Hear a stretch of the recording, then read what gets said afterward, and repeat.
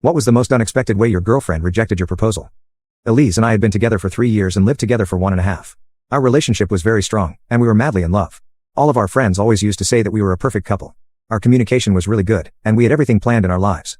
I told her that I wouldn't be marrying her before I got a job that paid well enough to build our family, and she agreed. Well, I got a very good job 2 months ago, and we started planning our lives together. Our plan was to get married in the next year or two, buy a house, and then have kids when we had more financial stability. She also started dropping hints that I should propose.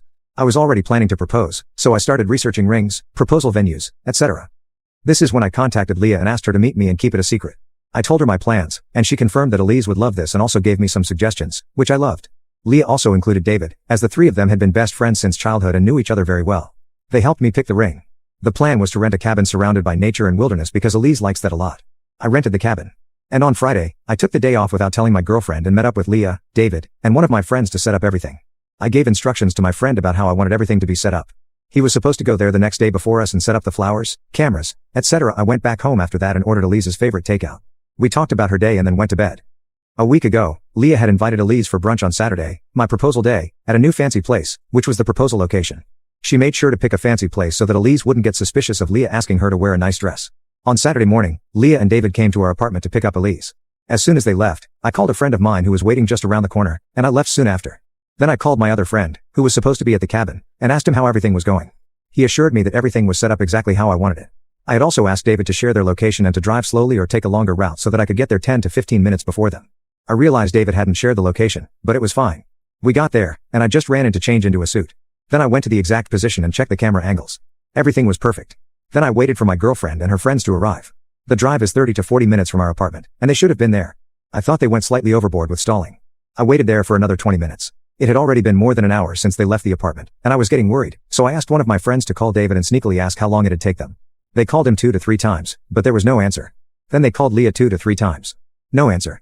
I assumed the worst. I called David and Leah as well. Still no answer.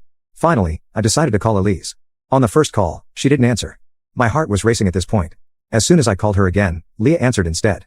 I was panicking and asked her if everything was all right and why nobody was answering the phone. She went silent for 2 seconds and then started yelling at me. She told me to never call Elise again and that I was dead to her. I was a horrible human being for doing that to her. She doesn't want to see my face or talk to me ever again. I was confused. But before I could say anything, she hung up. I was so confused and started crying, and my friends had to console me. Soon after that, I got a text from Leah saying that she'll be coming over later with David to get Elise's stuff and that Elise doesn't even want to step into the apartment even if I'm not there. I immediately called her parents to ask what was going on. They knew about the proposal, and we were supposed to go to their home for lunch after. They had no clue what was going on and told me that they'd call her and ask. I got a call from them 10 minutes later saying that they called Elise, and she told them that she couldn't talk right now and she'd call them later. They were also confused about all this. I was devastated, and I didn't know what to do. My friends took me back to my apartment, and we hung out. David and Leah came over in the evening to take Elise's stuff. My friends and I tried to talk to them, but they didn't say anything. They just asked me where Elise's stuff was and just took some of it and said they'd be back for the rest. They also reiterated that if I tried contacting Elise again, I'd be reported for harassment. At that moment, I just wanted to cry because the thought of me harassing my girlfriend was overwhelming. After they left, my friends told me that they thought I shouldn't be alone right now and that they were staying the night and wouldn't take no for an answer. We stayed up and talked till 4 a.m. last night, and then everyone went to bed. I wasn't able to sleep, and I've been just thinking about every potential reason for Elise's behavior, but I don't have any answers. The only scenario I can think of is that Elise was cheating on me, and somehow she realized I was going to propose, and she freaked out and told her friends that she couldn't do this because I cheated on her. This still doesn't make sense, but it's the closest thing to an explanation I have right now. I know it's a horrible thing to think about. Today was supposed to be the first day of our engaged life together. Hopefully, I'll be able to get some answers from her parents if they talk to her.